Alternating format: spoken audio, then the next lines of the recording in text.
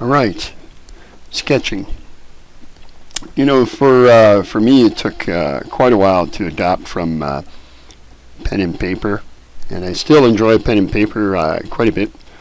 Um, as I moved into the digital realm, um, and the end results of what I was doing digitally were fine, but for the longest time I was sketching on paper still, as opposed to in Photoshop, because as much as I liked the end result of what I was doing in Photoshop, I wasn't happy with the process, especially in the early stages of sketching and stuff like that in Photoshop, right? Until you mess around with the tools and you find something that you're comfortable with. So now, as much as I still do enjoy sketching on paper, I'm enjoying the process in Photoshop as well, and I have for a while. It's just a matter of adapting to the technology, right? And one of the ways of doing that is by messing around with your with settings and stuff like that to get a style that you're happy with. So, for example, here I have the brush tool. And you'll notice that the opacity I have is sitting at 20%. I've got a flow of about 80, 85, 86%. The flow, when you mess around with the flow, it's almost like the hardness on a pencil, I would say. That's the closest I would say. I mean, if you got it at 100, and then, you know, it comes out. It's kind of hard to tell sometimes, but so like 100, and then if you back it off to, let's say, 80 or something like that, then it's more like maybe more like an H pencil. Okay, so it's not like quite like well into the B's and well into the H's, but it does have an effect. Opacity. The lower you go with the opacity and stuff like that, and then you can start out with something really light, and then you can just build up on top of that, right? When you mess with the opacity, as long as your setting is in multiply. If I just have it set as normal, then you see that it's actually tougher to get that line going. But if I have it in multiply, let's see. Well, kind of hard to judge, yeah. But as you mess around with the tools, then you'll find which ones you're happy with. Let's put her up to about 20. Something else that has an effect. This item here, that messes around with your attributes. This thing is for the pressure, the sensitivity of your tablet. So it depends on what your setting is like. Right? But notice I actually have to press harder and whatnot if I have that set. If I have it like this, then I don't have to press quite as hard. And if you're really sort of heavy-handed like myself, you know, and if you're concerned about whether it's paper or your the surface of your tablet or your Cintiq, you know, adjust these to whatever you're comfortable with without ruining your equipment. All right, so we're going to be sketching, and as you see, I've used the lasso tool here, and Control X, vanished. That's gone. Okay, so as you see, I've started out a bit of a box. I use the R key here to rotate my canvas as I'm drawing, which is also a very cool thing. So I've got a bit of a box here, because why? What are we sketching today? Oh my goodness, cars! Are you kidding me? For a lot of people, they say cars or vehicles. They don't like doing it because they find it's very difficult to draw. So then they say, oh, I can't draw a car. Yes, you can draw a car, but can you draw a car well, or one that looks cool, or something like that. And this is something that designers are faced with too, right? When you look at vehicles on the road and stuff like that, for a designer, and whether you know it or not, you might look at a particular car and you say, "Wow, I like the way that car looks," but you have no idea why that car looks that way, right? And Control B for my brush. The reason being is it's the proportions of the car itself.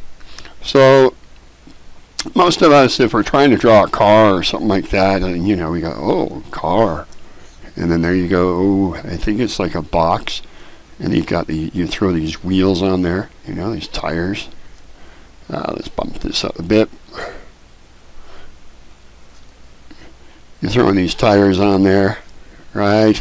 And you say, oh, it needs glass, and it needs windows, and it needs a door. And then you got your driver in there or whatever.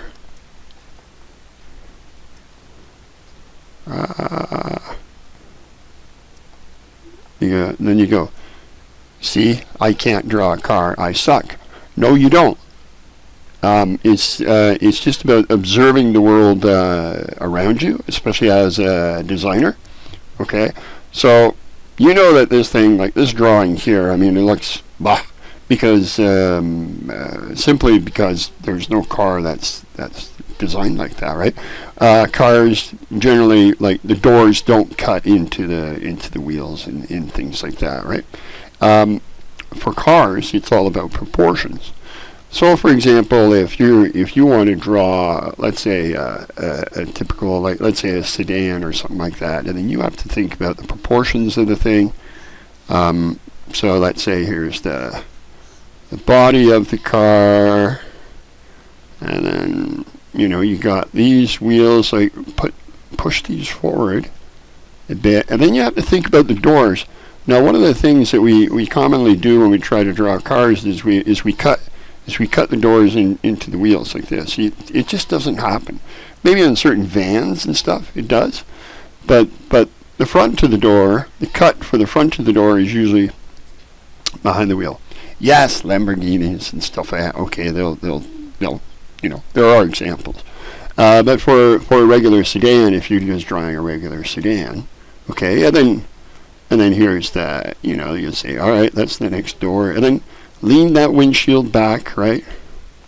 And then, here's what you call the B pillar. The B pillar is between the doors, and here you got like a C pillar.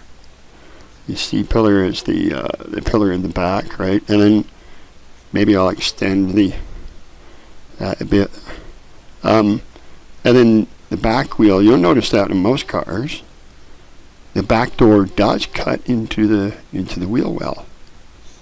Okay, so the opening for the front wheel is always larger than the one, well, generally, than the one in the rear, because the front, the tires turn, the wheels turn, and all that sort of stuff. And I'm sketching this in real time, by the way, in case you're wondering. And then the back ones, they don't turn. Like directional wise, they'll rotate, and then they go up and down with the suspension, of course. And oops, let's get that ground plane there. So there you go, right? So for most of you folks looking at this, you'll say, yeah, that looks like a car, like a sedan, like from the 60s or something like that. Well, it's from the 60s. We got to have one of these. Ooh. Now we're tripping old school style, right? Some rims. Goes in there. Okay, so this looks like a regular sedan, right? And it doesn't look very sporty at all. Even if you threw a big mother hood scoop and a big wing on it, it's still not going to look sporty. Why? It has to do with the proportions of it, right? So you could get, let's say let's tone this down, opacity, run that down. Zip, something like this. Okay, I'm going to start a new layer. But let's say you wanted a sporty car. Okay, and you can work with some of those same dimensions.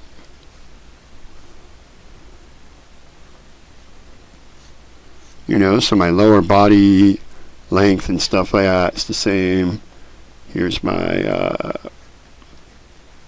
my front wheel. You can cut that back in. Here's your rear wheel. And the front of the door can still be there. Actually, what we're going to do at the front here, E for erase. Okay. Is B for brush. So what if we started the door just slightly back? Notice it doesn't have to be a huge difference, right? And then the length of the door we extend. And then the windshield we lay back a little further with a curve. Like drop it back a bit so that the roof line is lower.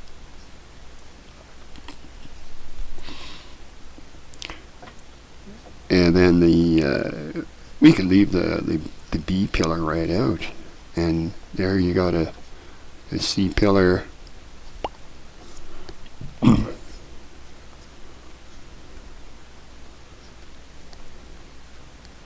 Now, does this not look a little sportier?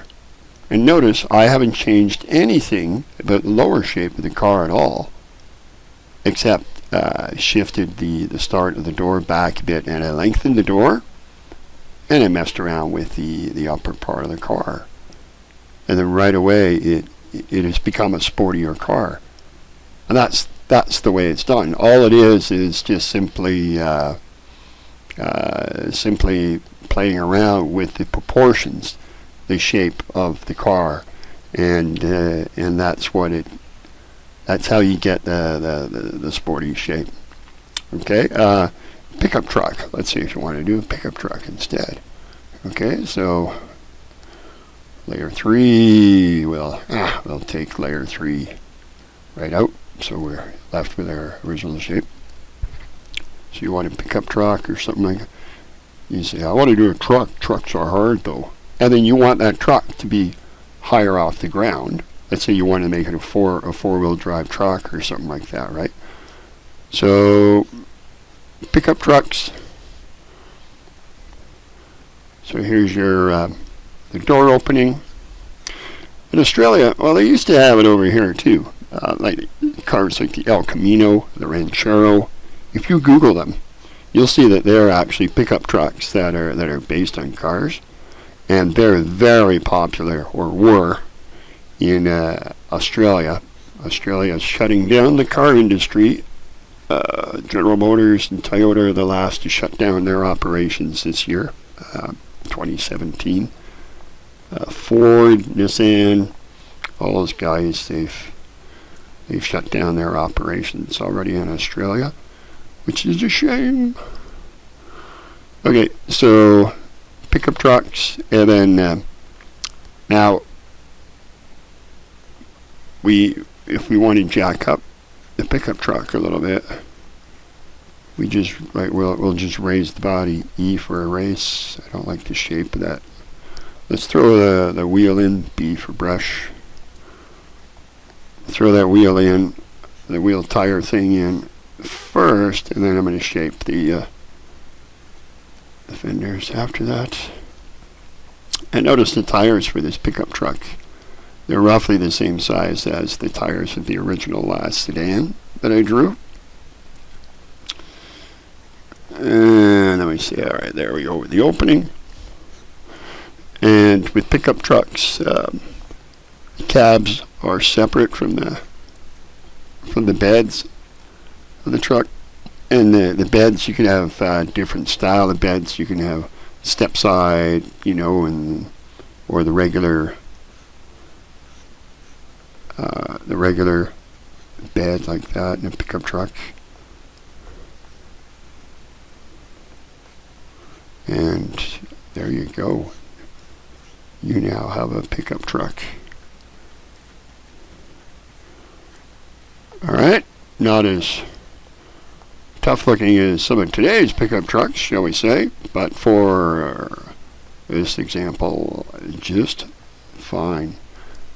Alright, so we're going to end this part of the video here. We're going to definitely make her a two-parter, and we'll see you for part 2 shortly.